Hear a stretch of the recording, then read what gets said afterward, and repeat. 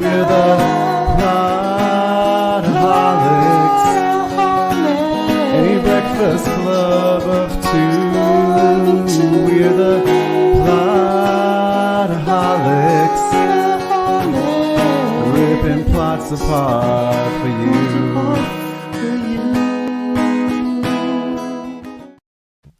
Hey everybody, welcome to another episode of the Plotaholics podcast. I am one of your hosts, Shane Wilson, and I'm joined, as always, by the slab of beef himself, Brian Tan.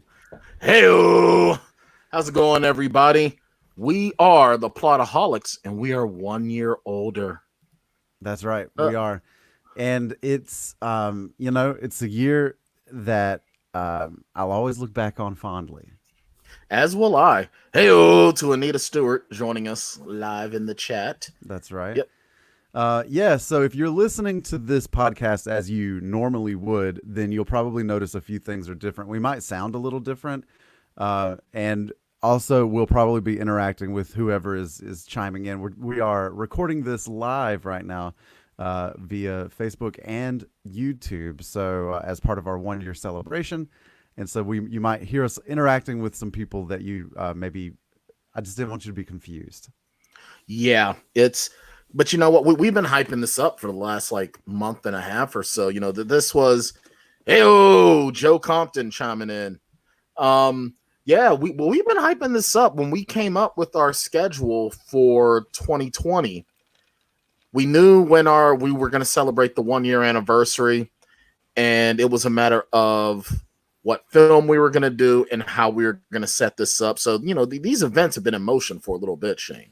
It's true. Yeah. So our first episode ever went up on March the 31st last year. So we're a few days early, but do you remember what that first episode was, Brian? Absolutely, I do. Matter of fact, it was this film that led us to, we have to do this. Yeah. It was Troll 2 was the very first episode of the Plotaholics podcast ever. Oh God, Troll 2. Actually, you know what, Joe? This is not the official Plotaholics shirt. You can tell because it's misspelled. Yeah. Well, here's that weird Chinese merchandise. Here's the thing. Sharon went to there's a t-shirt printing business in Monroeville Mall, which is 5 minutes up the road from me, and it's also the same mall that George A. Romero filmed his zombie film classic Dawn of the Dead. It's the exact same mall. So Sharon went in to try to get us these t-shirts made, and we were going to start it out with just shirts for me, her, and Shane.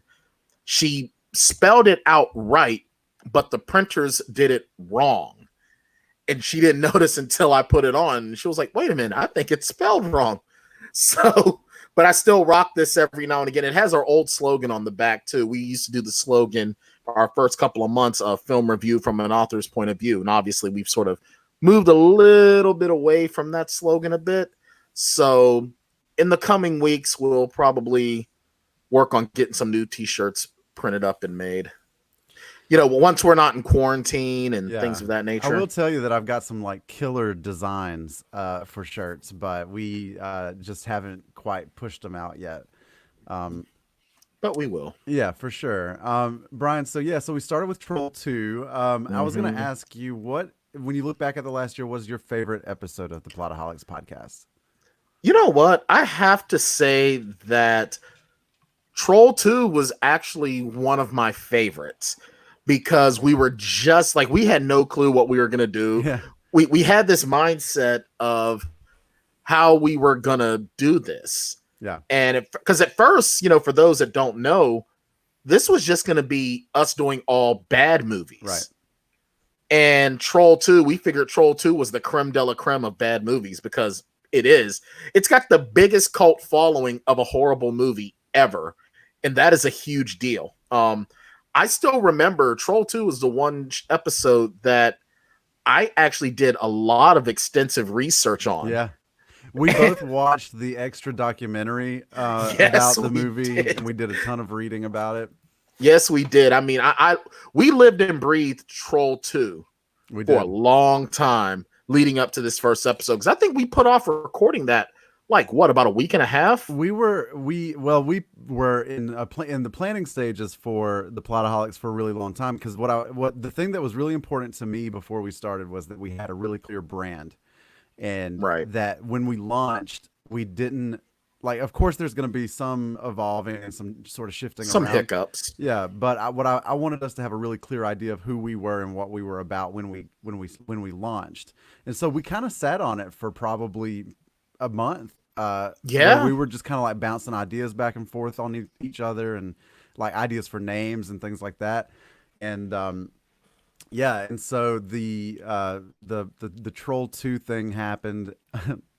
I feel like that's the sentence you could say about the movie itself as well. Yeah. But um, Yeah, yeah, so this happened. yeah. And so then after that, we thought, well, we'll just do every other week. We didn't want to become overwhelming at first, because we were still, as anybody does at the very beginning of any sort of podcast, we were still figuring out the technology and the recording and everything, and making sure that it sounded sounded like something we could be proud of.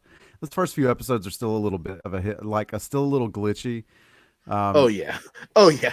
Well, that was when I didn't realize, hey, maybe I should hardwire in for these yeah, right. shows.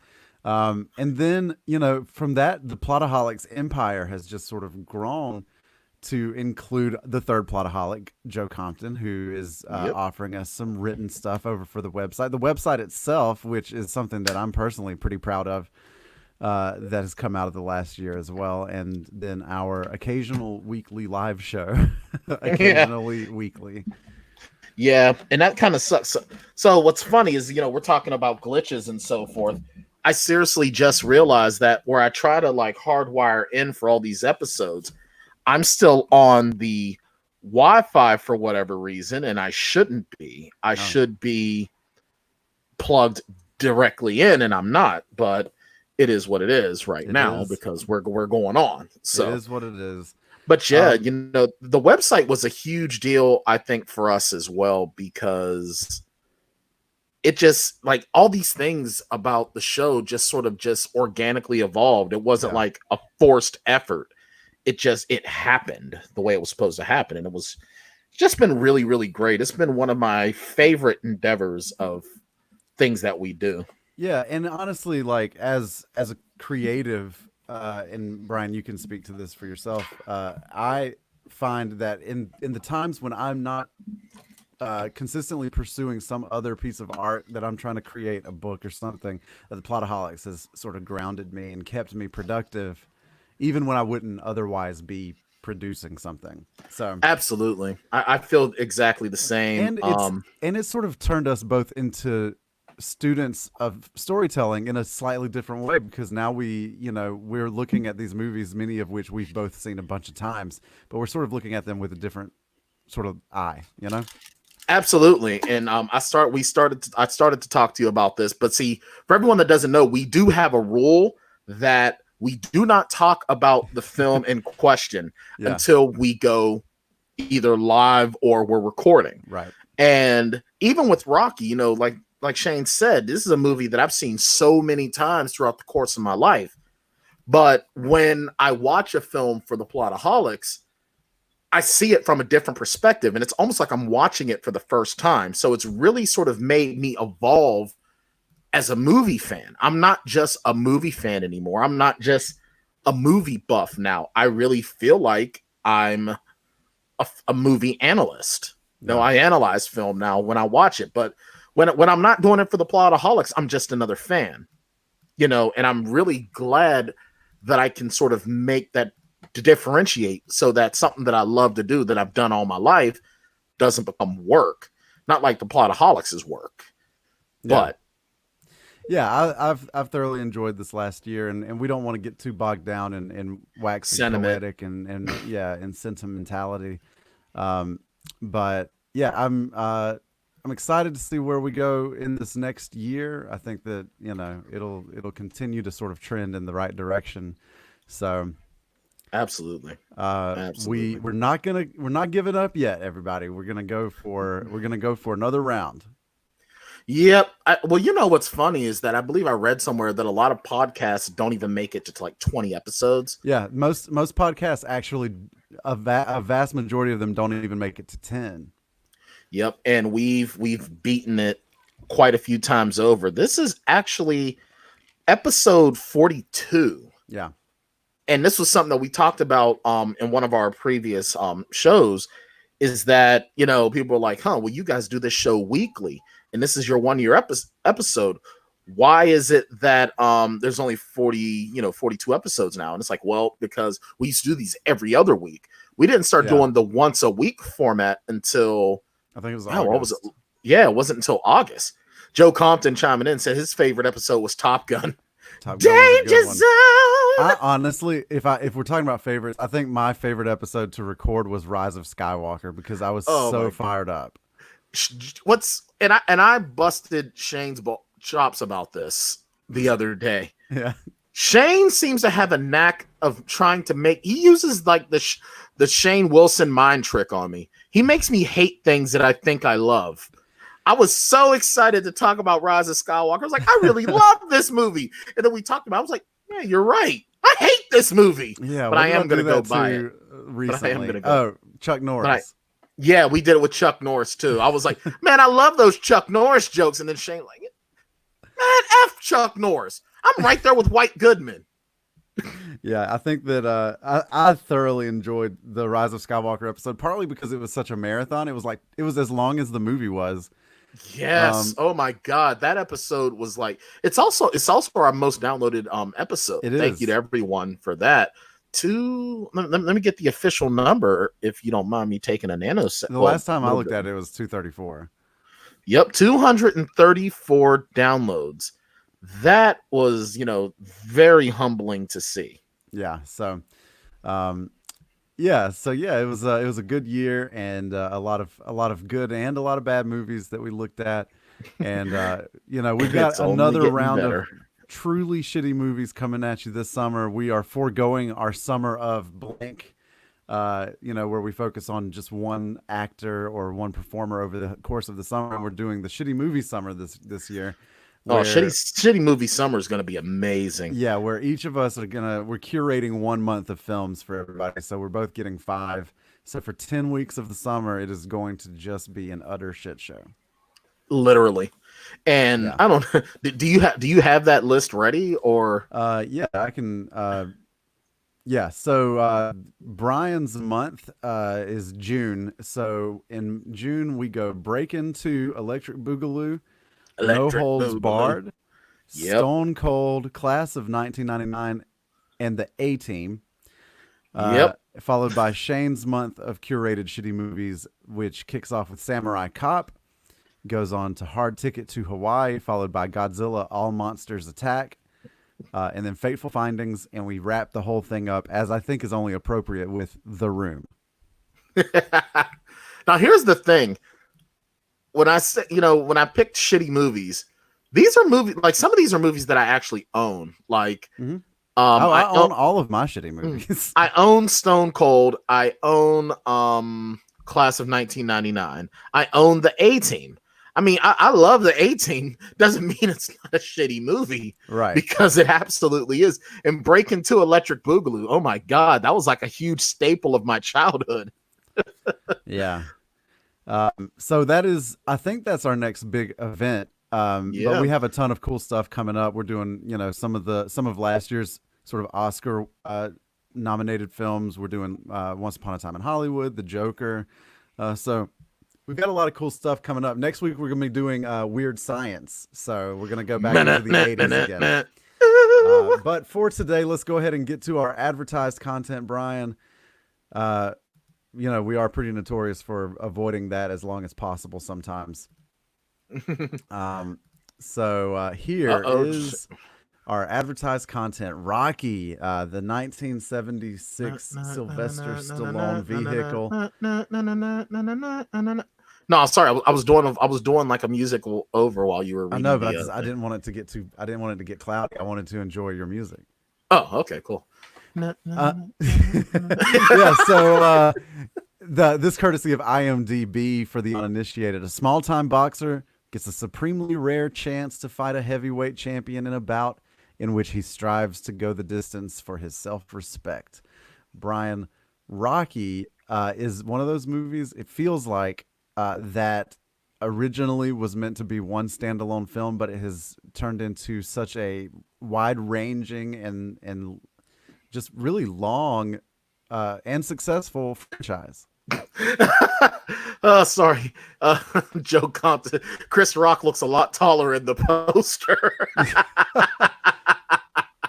For those that haven't seen it, the Facebook group commercial, when you see, it looks like Rocky running up the steps and it's actually Chris Rock. Who do you think it was? Oh my goodness. And you're absolutely right. Rocky definitely feels like it was supposed to be a one-off, and it skyrocketed. I was telling Sharon about this last look, night. man, the end of it, and not to get like too far ahead of ourselves, but I'm going to talk about the end of the movie. When the fight is over, they say no rematch. Yes, they actually. There ain't gonna be no rematch. Don't want one. Right. I wouldn't either. You've been whooping my ass for 45 minutes. They gotta cut my eye open. I don't want to fight no more. Hey, you won. Whoever wins wins. This movie does really well, and then there is a rematch. Yeah. Well, here's the thing. As much as I love Rocky 2,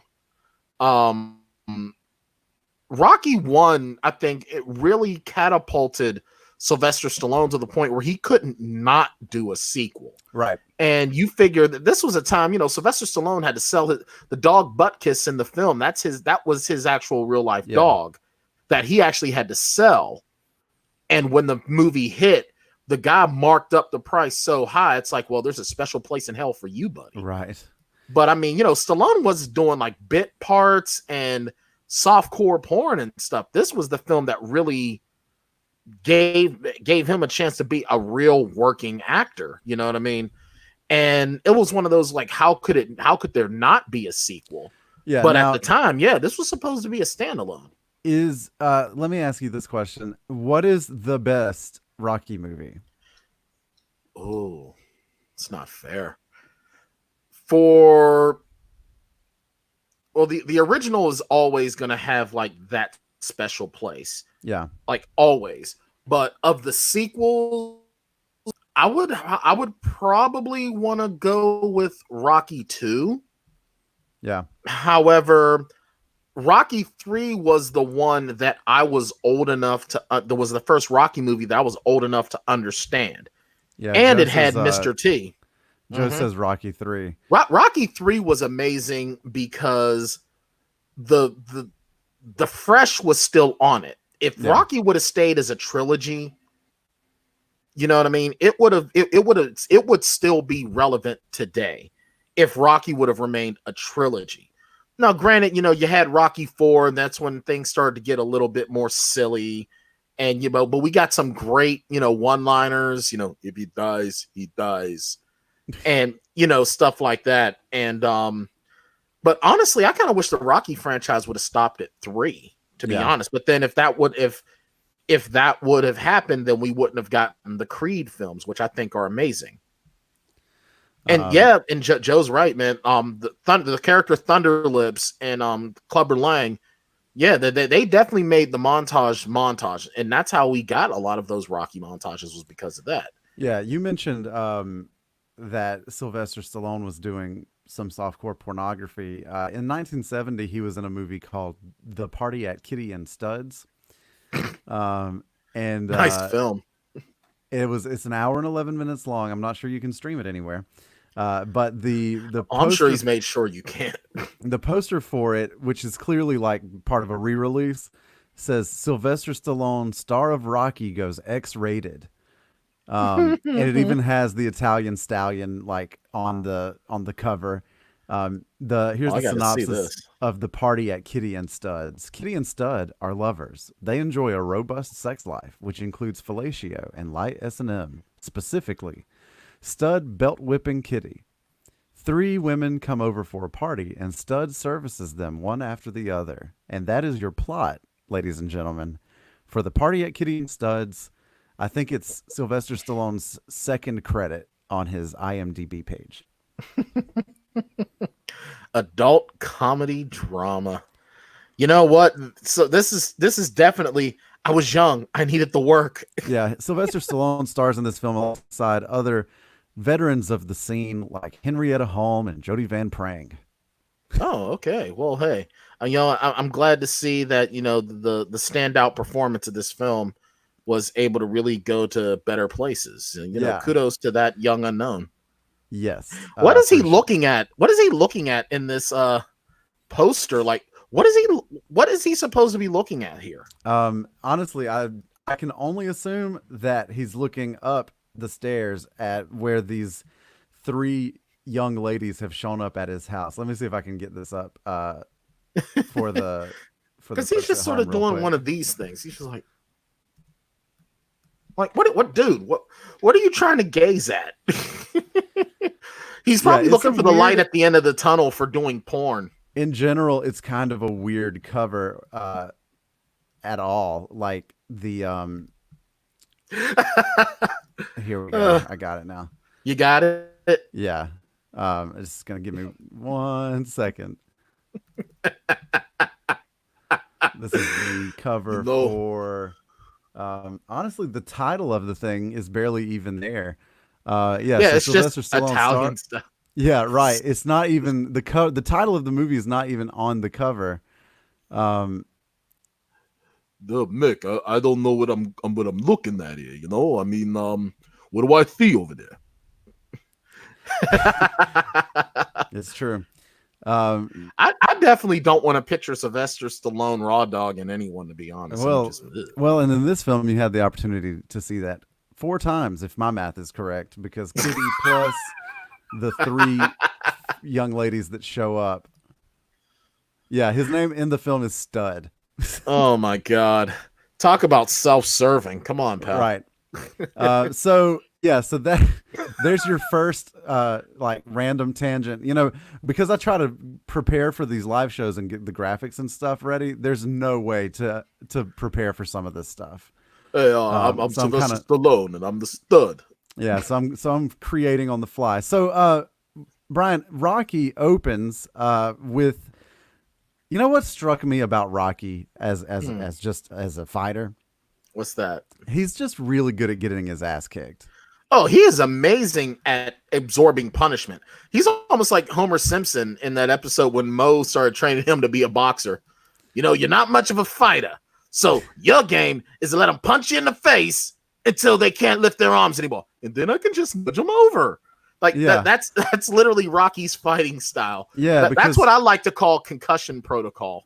For sure, yeah. And in this opening fight, which is just at like a small boxing club, that's what happens. He just gets the shit beat out of him for a long time, and then the other guy eventually gets tired. And then he headbutts him. Yeah. And then he gets pissed off because he's sitting there in the corner. And then it's like, what's weird is as a guy who's fought competitively, 3 minutes is a lifetime. Yeah.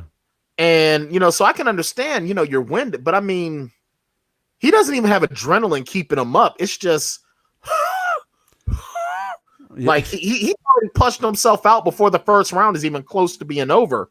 And then his corner man's trying to give him advice and he's just ignoring him. And, hey, Rock, you feeling strong? Yeah, absolutely. Wow, dude, if you believe that, I got some magic beans for you. Your boy looks like he's about to go into cardiac arrest while sipping a cup of water. Yeah, so then he does get headbutted, and then that gets him fired up. Yeah, then he's like ready to rumble. Yeah, and he does end up winning the fight. Yeah, he wins the fight, even though he tackles the guy to the ground and just starts wailing on him. But he wins the fight, and then bums a cigarette off of a guy in the crowd. You got to smoke. Yeah, you can have this one. Ew. Come on, man. I don't know where your lips have been. This was a simpler time, Brian. It's a time it was. Where you could bum cigarettes off of strangers in the audience. It's also a time when the streets were full of doo-wop groups. Yeah, apparently so. Apparently in Philadelphia in the mid 70s, you couldn't throw a rock on the street without hitting some dudes around an oil barrel singing doo-wop. There were so many times in this movie that I thought of specific moments from Always Sunny in Philadelphia. And that was one of them. You remember when Frank and all of his old buddies, like the gang he used to run with, and they were just like a 5-part harmony group? Yes. I guess that's just what Philadelphia did back then. I don't know. So. I mean, but no, what's hilarious to me is, especially now I'm watching this with Sharon, and it's like, in the wake of COVID-19, bumming a cigarette off someone, that's just double death. Yeah. Because not only are you getting the cancer from the cigarette, but you don't know if dude is tested positive or not, and he's just asymptomatic. Come on. Double death. Ironically enough, a movie that Sylvester Stallone starred in 1971, where he played a guy named Stud with 2 D's. It's called Double Death. I'm just kidding. That's made up. I really went to go look. There comes a time when a stud has to be able to bring the death. I'm being in double death. So he now one part now. So after he gets his cigarette, and the woman, a lovely young woman in the crowd decides to tell him what she thinks of him and how he can improve his existence by just calling him a bum over and over and over again. Stay classy, Philadelphia. A bunch of people in this movie calling Rocky bombs or seriously or whatever. Yeah, everyone's a bum and a creepo in Philadelphia back then. But he comes up and he goes, "All right, Spider, you get the loser share. $35 minus blah blah blah blah blah. Here's $15."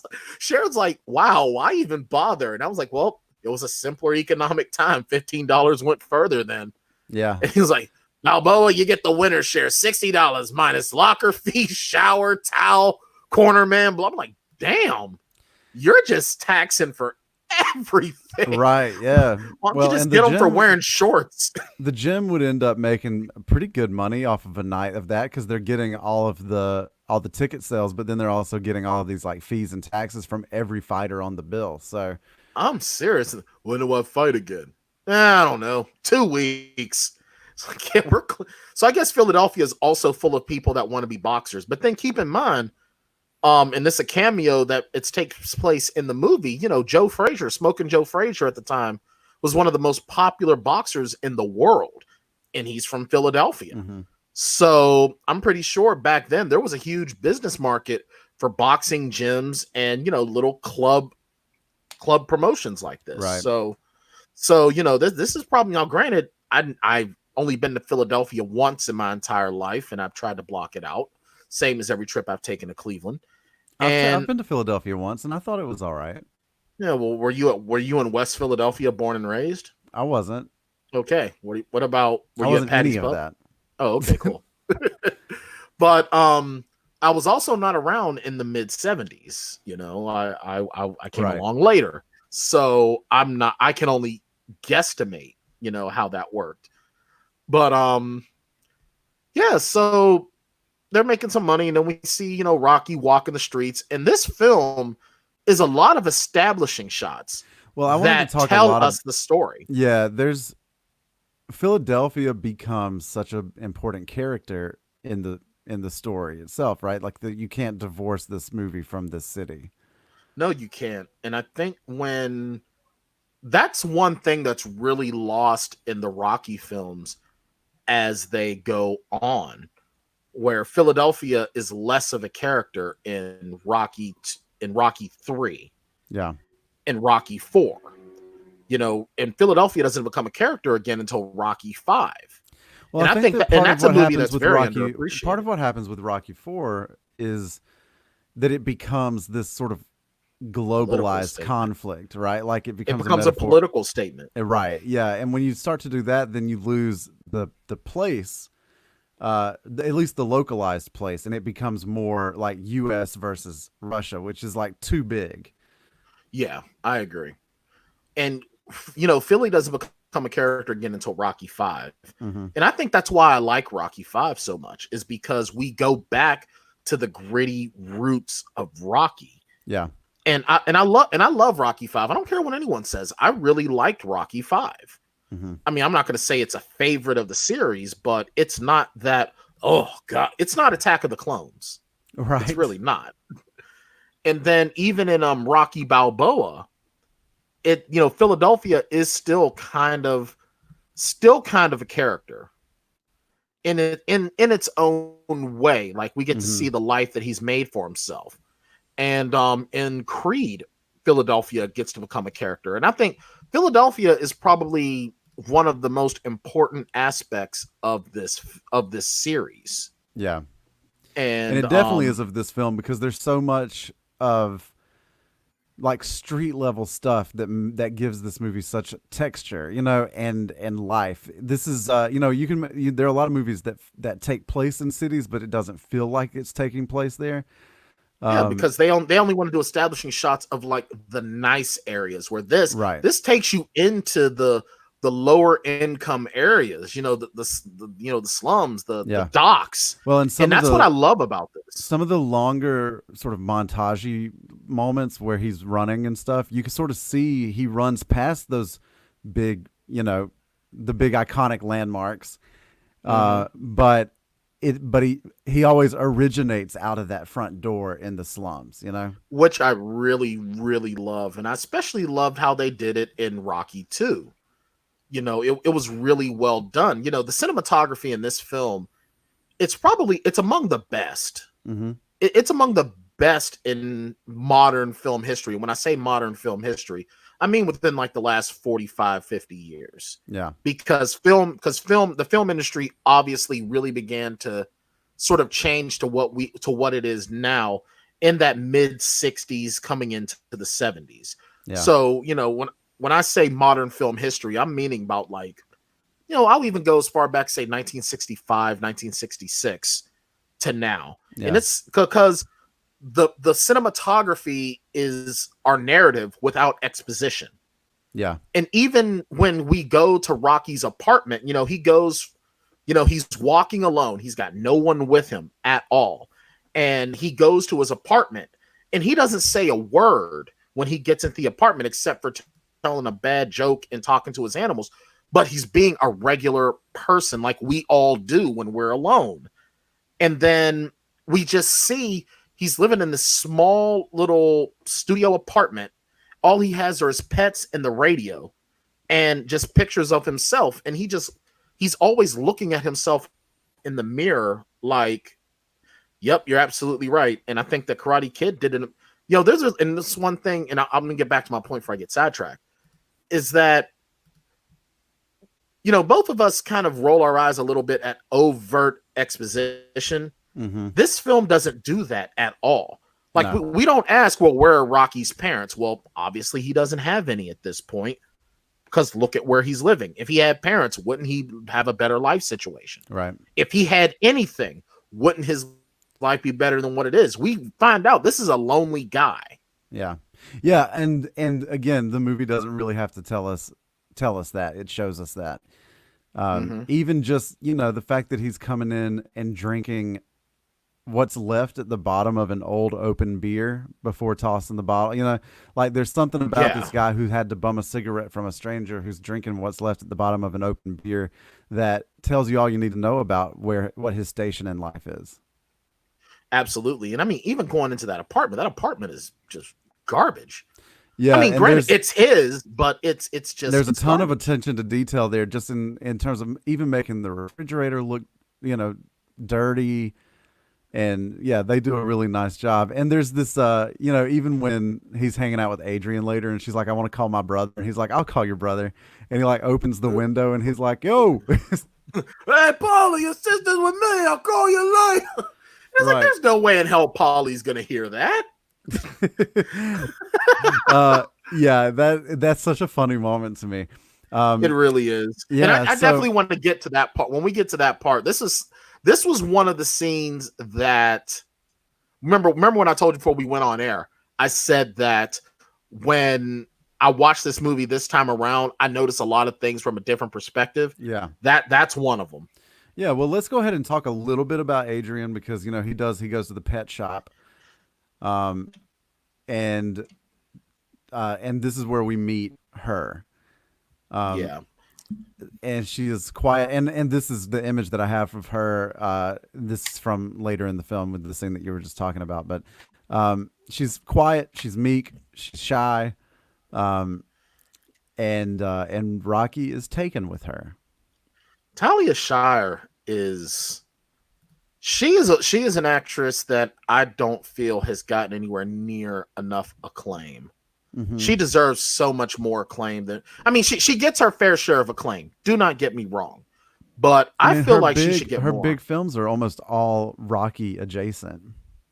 Well, you figure she was Connie Corleone in The Godfather, 4 years prior. Mm-hmm. And then, Godfather 2, and then here comes Rocky. Right. And that's sort of, and it because when you become an iconic character, it's really hard to divorce yourself from that. We see that all the time, especially in television, where people get, actors and actresses have to put in work to reinvent themselves after playing a really iconic character. Absolutely. And what really gets me is, and I'm going through her filmography right now. But I mean, you Huckabees figure is on there. ugh. So she went from Godfather, and then she did a couple other films between Godfather and Godfather 2. And then, she's still sort of working doing the miniseries and some TV films, and then she goes right to Rocky. Yeah. And then, then Rocky 2. Some of her other films are still, honestly, I'm ashamed to say I've never seen or heard of them. Yeah, well, and even the how she's credited in a lot of those movies is stuff like Makeup Girl, and like she's not landing the big parts outside of these two franchises. Right, because I mean, even after Rocky 5 and Godfather 3, she's just kind of like she's working, Mm-hmm. but there's nothing that like jumps out in my face or any roles that are just, you know what I mean? Any of it. It's just like just stuff. You know what I mean? And it sucks because if we don't have Talia Shire as Adrian, we don't have Rocky. Rocky's the central character, but Talia Shire, her growth in this film, I think, really perpetrates Rocky's growth from just being some bum. Yeah. Just being some, as Mickey puts it, some leg breaker from a 2-bit loan shark. Yeah. To actually having the heart of a champion. And it takes her, especially the one scene that I really love, when she is in Paulie's face, she actually takes him to the ground and says, I take care of you, I cook for you, I pick up your dirty clothes, and you make me feel like a loser. I am not a loser. And I'm like, go ahead, Adrian. Right. Let them know. And she wouldn't have done that early on. Yeah, right. And it has nothing to do with, I'm not even gonna say that it perpetrated from her relationship with Rocky, like he brought this out. No. Because if you notice, he sat there while she did that, while she had that defining moment. He just sat there. He didn't get involved until her brother disrespected her and she ran off. Yeah. That was when he got involved. No, she grew because she felt confident with Rocky. And when you're in a healthy relationship, you complement each other. Their compliment toward each other is what perpetrated her to find that part of her that was confident. And she stood up for herself. Yeah. So if we don't have Adrian as this strong of a character, we don't have a franchise. That's just my personal opinion. Yeah, well, and I think that if you don't have this subplot of Rocky and Adrian, then the movie is just a boxing movie. And this is something we've talked about all month with March Movie Madness, is that the best sports movies use the sport as the backdrop. Right. And and Rocky, for all its, it's known as the boxing movie, but there's so much of this movie that has nothing to do with the actual fight. Some of the better parts of this movie have nothing to do with boxing. Yeah, this is about, because the fight itself is short. Like, it doesn't take, compared to the other films, the fight itself doesn't take as much of the runtime. Yeah, they click through it pretty good once it gets going. And there's not even really a ton of other boxing in the movie. The movie is sort of bookended by boxing matches, which offers kind of a nice symmetry of where he starts and where he ends up, in the little club, and then in the big match at the end. In the Spectrum, Philadelphia right. Coliseum. Yeah. Yeah. And honestly, and this is way out of order, but I love that scene where he goes to the Spectrum and it's empty, and he is sort of just in this big space, just kind of taking it all in. And of course it starts to shake him a little bit. But there's just something really powerful about this schmuck, basically, that just was on the streets, that has now been afforded this opportunity to play the big house, Yeah. And once again, this is showing and not telling at its best. And then, of course, I love the whole, Mr. Juggins, the poster's wrong. That shows me wearing red with a white stripe. I'm wearing white with a red stripe. Does it even matter? Yeah. And there's so much in that, in the dialogue there at the end, that's like, this guy thinks that this is a real fight. Like, they thought that they were just going to go in and like put on a show, beat the crap out of me, be over. He don't know it's a damn fight. He don't know it's a damn show. He thinks it's a fight. Right. Yeah, exactly. So, well, what's funny? Oh, go ahead. I'm sorry. Well, I was going to say, we need to, before we get too much further into it, we need to talk about Mr. Weathers. Oh, yes. Our tic-tac-toe, our second ever tic-tac-toe. Carl Weathers, a.k.a. Dylan, a.k.a. Chubbs Peterson, better known as Apollo, the Count of Monte Fisto, the Master of Disaster, the King of Sting, Creed. Oh, nice. Man. He is so amazing in this film. And Joe Compton is absolutely right. The dialogue of this film is so underappreciated. And the one thing, and I noticed this last night, and I really, really wanted to bring this up with you. This movie is one of my favorites for another main reason. And this is something that we've talked about in the past. Excuse me. The dialogue and the language does not depend upon profanity. Right. There is not a lot of profanity in this movie. What's excellent about this movie is that it sounds like it was written by somebody from the streets of Philadelphia. It does. Like, these people are talking the way that people talk. They absolutely are. They are. Everyone in this film is their own character. Everyone in this film have their own life. There are no weak spots. Now, granted, even some of the acting that isn't super strong still fits because it feels authentic. Yeah. And that is what's great. But honestly, that's the word that I would use to describe this movie over any other word, is authenticity. Like, it truly is. It feels like a slice of life. It feels more like I'm watching almost a documentary than anything else, because it just feels like this is a real thing that's happening. Absolutely. And in fact, that's something that I wanted to talk about a few other points in the movie too, is one of them being how arbitrary it is that Rocky's the one that's chosen to fight. Just because of his name. Yeah, he's just picked off of a list. And then also the ultimate ending of the movie, which is that, and it's something that doesn't happen a lot in these sports movies, he doesn't win. Yeah, and it doesn't matter to him because he achieved his goal. Right. He just wanted to finish. He wanted to be the one guy that went the distance with Apollo Creed. That's all he wanted. He knew he couldn't win. Yeah. And the one thing that I really appreciate is, going back to the scene where he's speaking at the Spectrum, that conversation with Juergens, that's when he realized there's no way I can win. Yeah. They don't expect me to win. They know I'm going to get beat. And that's when he tells Adrian, I just have to last. Yeah. That's all that matters. Because come on, if Rocky was the top contender, and that's a beautiful scene right there.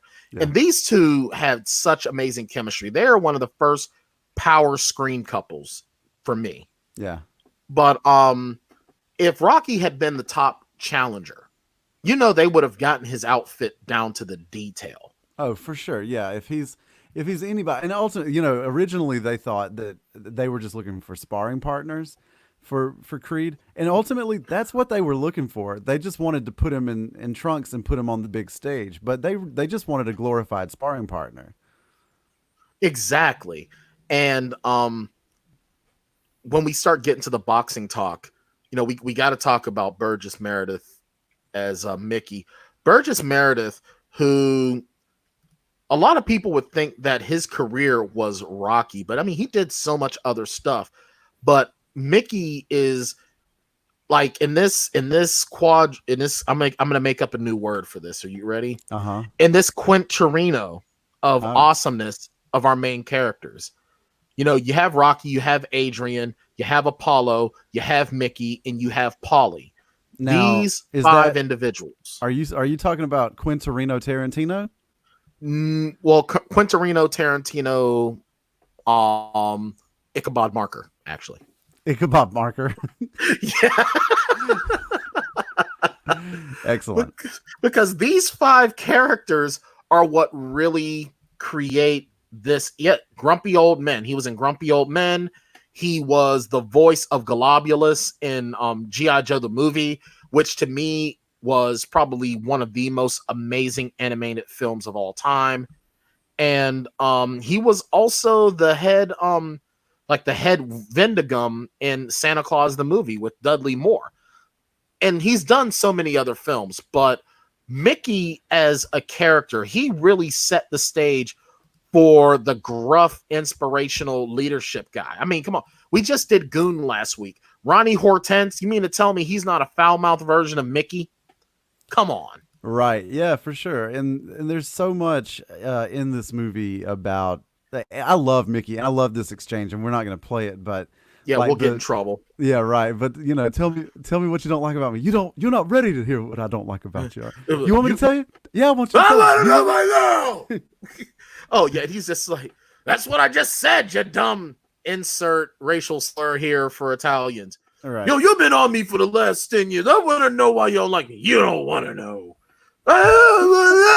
This might be my new favorite thing, like playing the clips and then letting you do all of the voiceover. You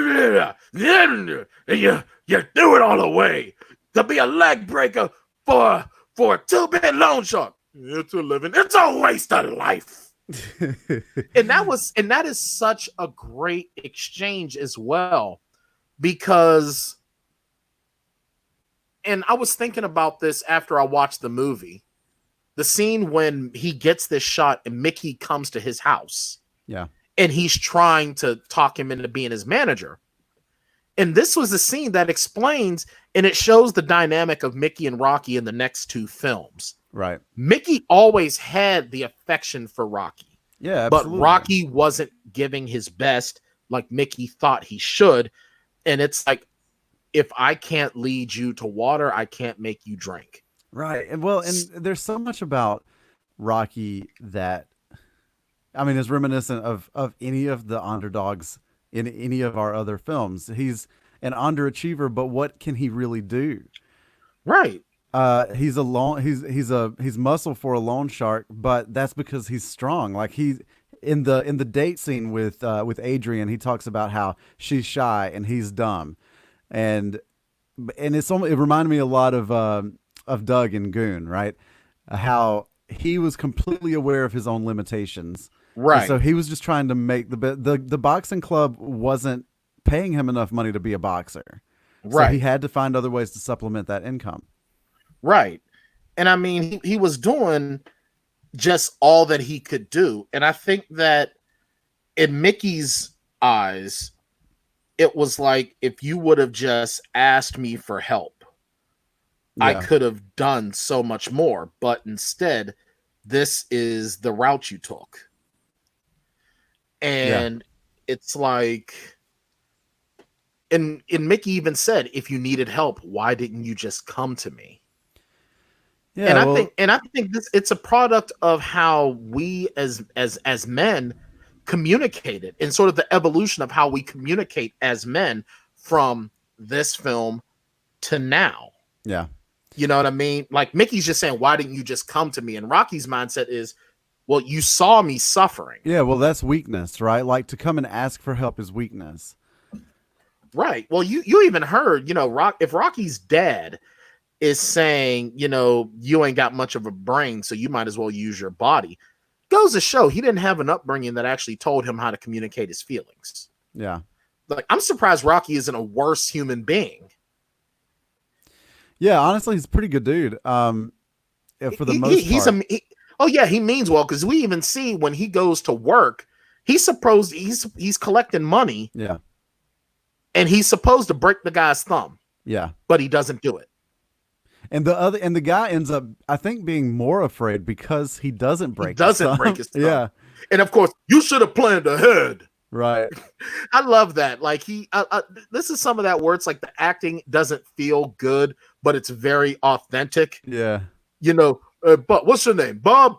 Yeah, listen, if you want to dance, you got to pay the band. Yeah. If you want to play, you got to pay the man. I'm not emotionally involved either way. It's like, come on, man. Really? Where did you come up with that? But it works. Yeah. It just works. And of course, your buddy has the creepy face. That guy looked like he shouldn't have been allowed within like 195,000 feet of a school. Yeah. Here, take my coat. Take my coat. It's like, all right, Smeagol, settle your ass down. Come on, dog. So Rocky starts training and he starts working with Mickey. Before we even get to that, we meet Paulie. Right, yeah. And Paulie is Paulie.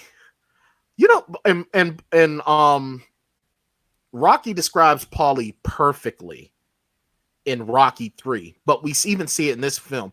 He is the lovable, but he's for sure. I think Paulie is kind of a mirror reflection of Rocky. If Rocky wasn't such a good-hearted person, he would be Paulie. Paulie is just so miserable in his life that all he does is drink and lash out at everyone around him. Yeah. I don't want nothing for you. You get out. He ain't a friend no more. Yeah, so and Paulie is sort of how we get access to the meat locker. Yeah, and what's also how him and Adrian get together, because she will not give him the time of day when he goes to this pet shop constantly, and she's just sort of like ignoring him. Yeah. And the owner is just sort of like trashing him, calling him Rockhead and everything and blah blah blah. But but Paulie is how we get to the meat locker. Paulie is how Rocky and Adrian get together, and of course comes home and just like, how the hell do you throw Thanksgiving turkey out into the alley? But make sure you take the biggest leg quarter you possibly can. What an asshole. Like, seriously, what an asshole. For sure. Like, how dare you? Man, that turkey looks so delicious. It really did. Like, just thinking about it, I'm getting hungry. I'm like so hungry. And I just had grits. I had grits and eggs a little bit ago, and I'm hungry as hell thinking about that turkey. That sounds delicious. I feel like I haven't eaten in a long time as well. I'm pretty hungry too, honestly. All right. So at this point, guys, the 1-year anniversary show is over because it's time to go eat. So anyway, you've seen the movie. Bye. Yeah. Rating system. Kidding. Let's go. Yeah. So Paulie tosses it out, forces Adrian and Rocky to go on this date.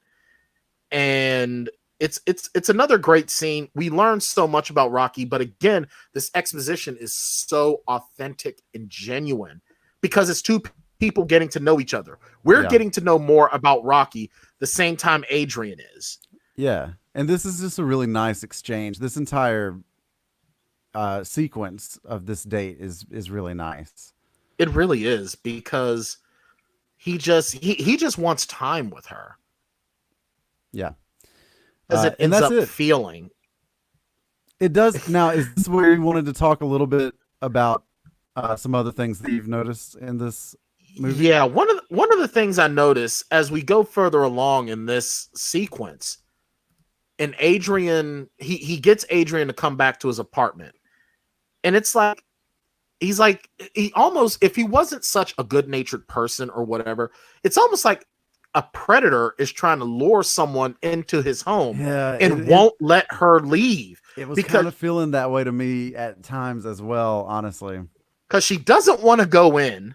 She already tells him, I don't feel comfortable. I don't feel comfortable either. So then why are you up here?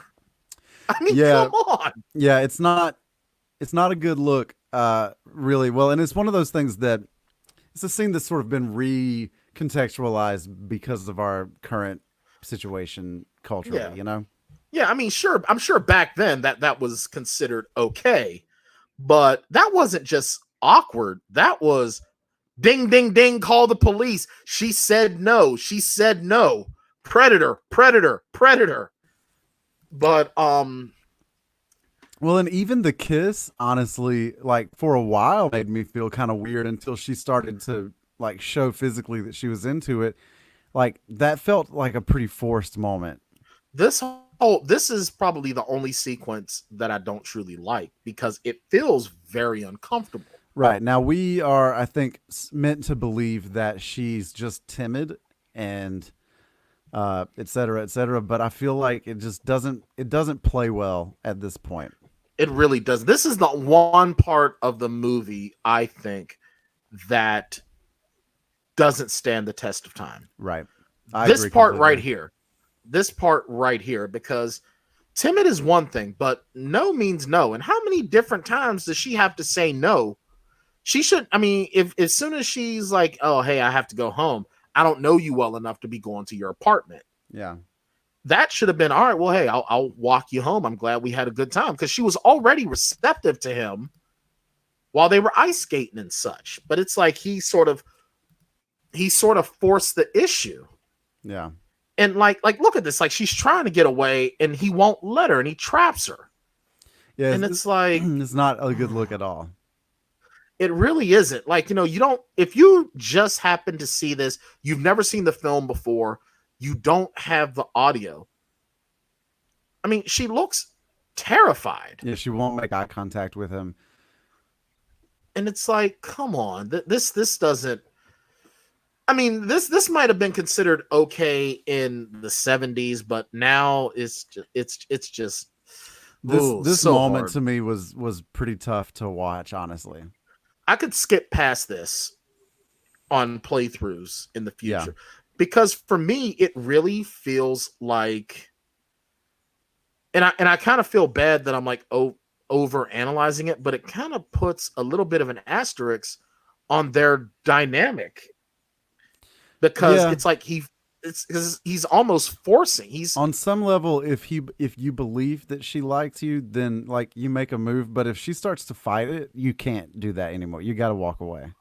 right. Like at this point, it's like she's giving in because she doesn't feel like she has any choice. Yeah, and that's sort of the power dynamic, right? He's a strong guy. He's already closed the door on you while you were trying to walk out. And so now it almost feels like she thinks that her only way out is by To give giving him it. what he wants. Yeah. And that I do not like. I don't like that at all. Because if he was any different of a person, this is a horribly abusive relationship. Yeah. And I mean, Because even there, she looks like she's not really okay with it, you know? right. And Um, she and I feel for her. Like I really wish I could just like break down the door and save her. Yeah, it's not a good look for this movie, that scene. No, it's really not. But But that's also like sort of the you talked about how men communicate earlier, right? And that's sort of the toxic machismo of the day sort of at play. And by that thinking, it's kind of an artifact of sort of archaic thinking. You know, it's not okay Right. to pursue women that way. But that's the way media has shown our young men that they're supposed to pursue women. right. And I know that I don't think some guys are actively thinking in their minds when they pull stuff like this. Well, if Rocky did it, I can do it. Right. but it becomes a subconscious thought, and therein lies the problem. Yeah. But I mean, that's probably the most disappointing part of this entire film. I agree with that completely. But now and then when we come to like this, it totally offsets all of this, all of this good time, Right. and getting to know each other. Yeah. You know, The hockey, the ice rink scene, and even the scene where they're walking to his apartment is all really, really great. absolutely. But when she gets in the apartment and he realizes that she's uncomfortable, I think owes it to her to let her go. Absolutely. He comes And- like that scene feels like a Tennessee Williams play to me. Like this is like Streetcar Named Desire level stuff, you know? Yeah, this is definitely a no means no, and you need to respect that type of thing. And so yeah, but as a result of this, and this is only in the universe of this, hyper masculine movie, this turns into some kind of a relationship. Yeah, it does, and strangely enough, it's a healthy relationship. He says Adrian's name on TV, and now he's always over at Paulie's house. They're cuddling up and watch TV, and Paulie is sitting there miserable, watching them. And the one thing about Paulie is I don't know if you noticed this, but you notice that the picture that you always see, it's either on the table or it's on the TV. And it's a picture of Burt Young, who plays Paulie, in a military uniform. And I'm wondering, is the character Paulie, was he in the military and maybe got hurt in Vietnam? Yeah. And now the only job he could get was working in that meat packing plant. Yeah, that checks out, actually. That's a good pickup by you. And that could probably be why he's so miserable. Like, what sort of trauma is he suffering from? That this is how he lashes out. He's always drinking, and he just takes all of his anger out on his sister, who's the one person he has in his life. Yeah, and that's a really good pickup by you. And another example of the movie offering us so much more story through subtext than through overt exposition. I would love if maybe somewhere down the line, Sylvester Stallone or maybe another filmmaker. See, Joe's saying he thinks it's Korea. The only reason why I don't think it's Korea, well, I could probably go with Korea because Paulie, they portray Paulie as he's obviously he's older than Adrian, and he appears to be a little bit older than Rocky as well. But I don't know if he's that much older. I think he might have been like the early days of the Vietnam War, in the mid to late 60s. The Korean War is 50s, like early 50s, and then Vietnam would have ended in 75. So yeah, I think Vietnam, just by the date. Yeah, so I think days of Vietnam, because he even says, "I don't get married because of you." He's blaming everything on her without being able, and you wonder, because it's like, well, it takes place in the mid 70s, 1975. I mean, because you figure Rocky at this point is in his late 20s, early 30s. And Adrian is probably at about the same. Adrian's like 28 years old. I'm thinking Paulie's probably like 35, just a little bit older. Not by much, but like a little bit older. So that's why I'm thinking, like, at 35, that means he would have been born in 1940. And yeah, I seriously think that it was probably, he was in the military and, during Vietnam, he was on the ground, got hurt, and suffering that. Ladies and gentlemen, I present to you the latest in tangential distractions, brought to you once again by Joe Compton. There you go. I think the most important thing to remember is that he is probably suffering from PTSD. It doesn't matter who's pulling the trigger at you as long as you're getting shot at. Yeah. But I would love for, like, maybe somewhere down the line, either Sylvester Stallone or another filmmaker to actually I would love to see a Paulie spinoff, just to, like, see things from Paulie's perspective. And like how he got to this point, because he's Paulie spinoff would be a really good fit for like an AMC style TV show. I think so. Like, I could actually see, or FX. I think FX, and I wouldn't mind seeing Charlie Day as Paulie. I could see Charlie Day as Paulie. I can get on board with that always. So then, more Charlie Day. Hashtag more Charlie Day. All day, every day. If Charlie Day isn't like Charlie Day should play Mickey in the remake.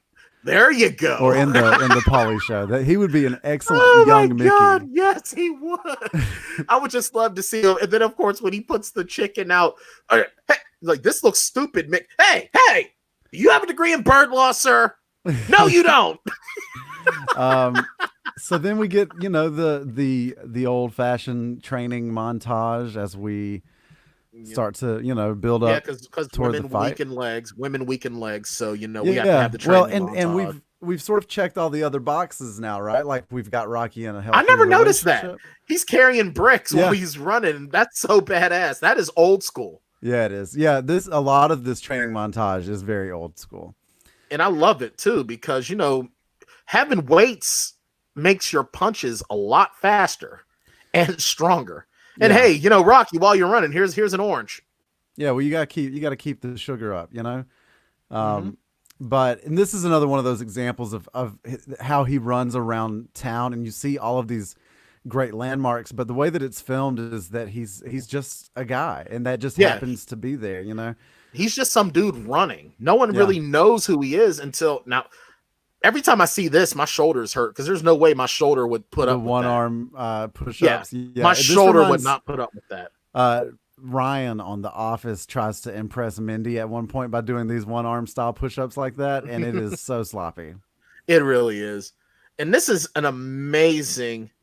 All right, let's see. Burt Young served a tour of duty in the United States Marine Corps from 1957 to 1959. While in the Marine Corps, he won 32 of 34 boxing bouts.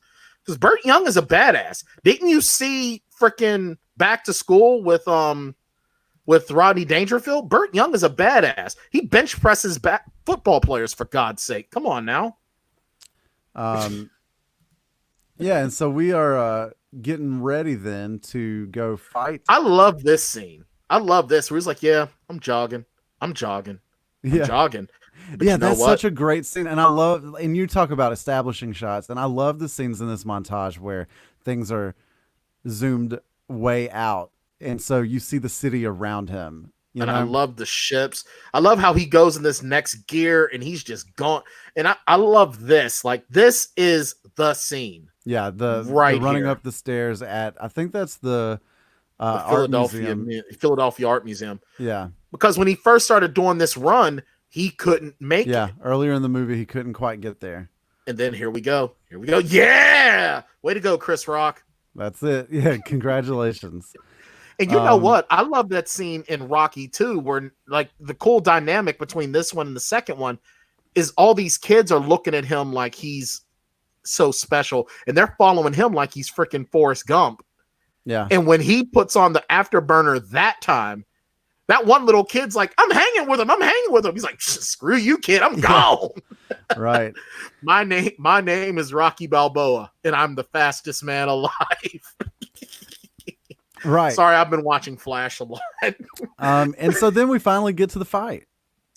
And we find out, once again, everyone thinks this is just going to be a fun, bizarre, spectacular. No one's really taking it seriously. Of course, you know what? I hate the bartender that we saw in the beginning of the movie. He's a racist prick. Yeah. But, I do like that they show the city watching him on rallying television. Around him. Yeah, I think that's amazing.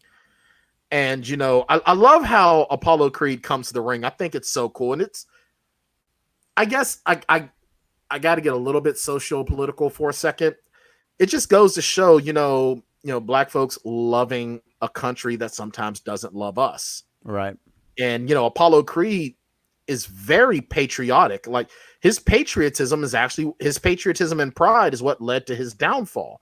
But you see how major he is. And he even asked the question, do you find it ironic that you're fighting a white man on this country's birthday, on the bicentennial? I don't know. Do you think he finds it strange he's fighting a black man? Yeah. So here is the very first video of Captain America fighting Shazam. Hands lightning from my hands, lightning from my hands. That robe legit looks like the Shazam costume. It really does. It looks like someone just loaned him a bathrobe. And you see the contrast because you see Rocky is just like, sort of dingy and gritty, and Creed is all pretty. And in this first like couple seconds of this fight, it's like, all right, because like they even mentioned Creed doesn't look at his best at all. Yeah, he still like is steady punching him in the face though. Oh, he is. He's whacking him. He's like, here's another good example of Rocky being really great at getting his ass kicked. Oh, Rocky is like he is definitely a brick. Like that's now, literally for real. Now Rocky does land a lot of really great shots, including the one here in a second. But he has to get his ass beat to lay those. Yeah, I feel like the split decision is pretty generous to Rocky, honestly. Rocky should have just straight up. I mean, yeah. Well, I think because a lot of it is that Rocky is like making it into a fight by fighting back. That's why he gets the split decision. Yeah. But like here he is. Just because he overperformed, they threw him one of the, they gave him a split. And here's the 25% rating right there because he tried to throw 3 other punches. And couldn't land anything, and then that one shot, and it's like, well, damn. And they even said in the movie that's the first time Apollo Creed has gone down in his career. Down. Yeah, and Rocky's not even trying to win; he's just trying to go the distance because no one's ever gone the distance against him. Right, and that's when he gets to his corner. He was like, he don't know it's a damn show. He thinks it's a damn fight. Finish him, right? Like they're like, put it down. Yeah, and Rocky won't quit. Yeah. I mean, even at certain points, like toward the end, down, stay down. Right? Yeah. Like, nope. Yeah, I think it's Mickey, right? That's trying to convince him Mickey's to just lay down. Him to stay down, and he won't. And Sharon was asking me, about some of it. And I said, do you realize that boxing now, Rocky wouldn't have made it the distance because the ref or the doctor would have stopped this fight a long time ago. Yeah. When they're throwing out like. I don't know how much into boxing you are, Shane. I'm not incredibly into boxing. I don't like the more brutal sports.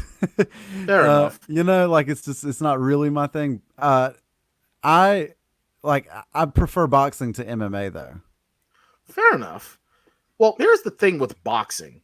When you're getting hit like 1 trillion times and you're not hitting back, the referee will tell you, if you don't start fighting back, I'm stopping this fight. Yeah. And there are a lot of times where Rocky is just getting hit that, like, if this were to have been now, the ref would have been like, you're done. Yeah. It's done. Like, even when his eye is that bad, like, there's a reason why the cut man Is there hides. A clown car at your house? Nah, someone else. I think someone's putting on their alarm and it goes, gotcha. I haven't been able to soundproof this sucker yet. Gotcha. But, when he cut his eye like that, technically you can't do that. If your eye is that shut, the doctor ends the fight because now you can't protect yourself.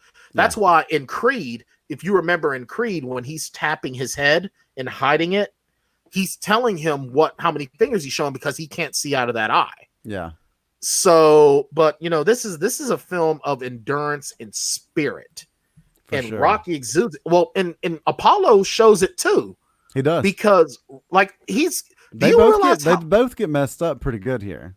Do you realize how hard it is to fight when your ribs hurt? Just hurt, not broken. Yeah, right. Hurt. He cannot lift that arm properly. And he cannot breathe. And he's still hitting him. Look, like, God damn. Like, that was the moment where it could have turned for him. And, like, if Creed wasn't as tough as he is, then he would have probably won it, Oh, absolutely. And I mean, like, there's no way like either one of them should have like that's like there ain't gonna be no rematch. Right. There ain't gonna be no rematch. I don't want one. Shit, lies. I wouldn't either. Shit. Man, you done busted my ribs. He probably broke another rib, busting him up in his gut like that. Cause I mean, I'm sorry, when you are able to hit someone that hard that they lift like that, you're hurting them a lot. And just for those who don't know much about boxing, in the training montage, when they're hitting him in his ribs with the medicine ball, that is supposed to help your body build an immunity. Well, not an immunity, but build an endurance to a tolerance to taking heavy blows to because your ribs, they will break and you will not be able to breathe. Yeah. And if those ribs splinter just right, you are going to have a very bad day. Yeah. So Rocky loses. But you know what? He doesn't care because all he wanted was to finish. And the most important thing for him is Adrian. That to me is why this movie works so well, is that we talked about this when we watched The Replacements, for example. Like, they would not have won those games. No. And so this is a much more realistic portrayal, I think, of an underdog story. Most underdogs don't win. No, they don't. Peter McNeely thought he was going to beat Mike Tyson. Right. I don't know why he thought he was going to beat Mike Tyson, but he really thought he was going to beat Mike Tyson. He had his little poem and everything. Yeah. I'm Peter McNeely from Memphis, Mass. And come Saturday night, I'm going to kick Tyson's ass. Like, okay, Petey, go sit down. Yeah. You're not. Well, Brian, I think it's about time to offer some ratings. Yeah, I think Rocky. It's about that time. So let's ask Bartender Smiley to give us the rundown. The Plotaholics rating system for the movies is a pretty simple system. Basically, they rate movies based on how many shots it takes to get through them. So if you got a good movie and you get through it all the way sober, then it takes 0 shots to get through the movie. And then if you got a really bad movie, then it could take up to 5 shots to get through the whole thing. I think you can try to figure out the middle part yourself. So, what can I get you? I think that Bartender Smiley sounds like he might be from Philadelphia. I think he is. I'm pretty sure he is. You know what? We didn't vet Smiley. We should have vetted him. Yeah. We should have made sure we knew where he was from. Yeah, for sure. So, Brian, you go ahead and give us your rating first. Oh, wow. We haven't done that in a while. All right. I love this movie. I love this movie very much. This movie has been a major staple in my life since, oh boy. Well, Rocky 3 was my introduction to the series, and then I went back to these ones. So gritty, so real, so authentic. However, the Rocky Adrian intimacy scene is very difficult to watch today. It's very difficult, and that scene is actually it kind of keeps me away from giving this a 0-shot rating as much as I want to give it one. So that scene definitely takes this down to a I want to say a 1-shot, but it's just it's difficult to watch. So I'll give it. You know what? I'm gonna. Oh, it's tough. It is, because I don't want to devalue an entire film based on one scene. But it does affect it. I mean, you're right, I think, in that regard. I don't know that it has to tank it for you, but it definitely affect it. It does affect it. That's why I have to give it a 2-shot, because that's just too difficult to see. Yeah. But otherwise, it's just amazing. Yeah, I'm with you for the most part here. I won't let it take me all the way to 2, but I will let it drop me to 1. The movie is so good at just texture and pacing and storytelling, and everything is just right where it needs to be. A lot of the stuff that we have come to associate with Rocky is like the cheesier elements, like the cheesy montages and Eye of the Tiger and stuff like that. Like, this is stuff that comes much later. You know, this movie is a classic. It's a piece of art. And I think that it's really tough to completely write it down just as a, as a product of the time. So while it should be close to perfect, I think that there's no situation in which that scene with Adrian and Rocky should be seen as okay. Absolutely. Even in 1976. Absolutely. I give it a 1-shot rating myself. So that's because a lot of the rest of it is overwhelmingly great. It really is. And this film really helped to kickstart. It kickstarted 4 careers and breathed life into a 5th one. You know, we don't have Carl Weathers as Chubbs Peterson without Rocky. Right. We don't have Carl Weathers as Dylan without Rocky. We don't have, well, Talia Shire's career. Talia Shire is the one, she got shafted more than any other actor in this film, I think. I really feel like, and I don't know, maybe she just wanted to keep things a little bit more low key. Yeah. But you know, even Burt Young, you know, Burt Young essentially was able to make a lot of his career based on being Paulie. And, you know, this is just, it's an amazing film. It does so many wonders. And, like, what else can you really say about this film that hasn't already been said?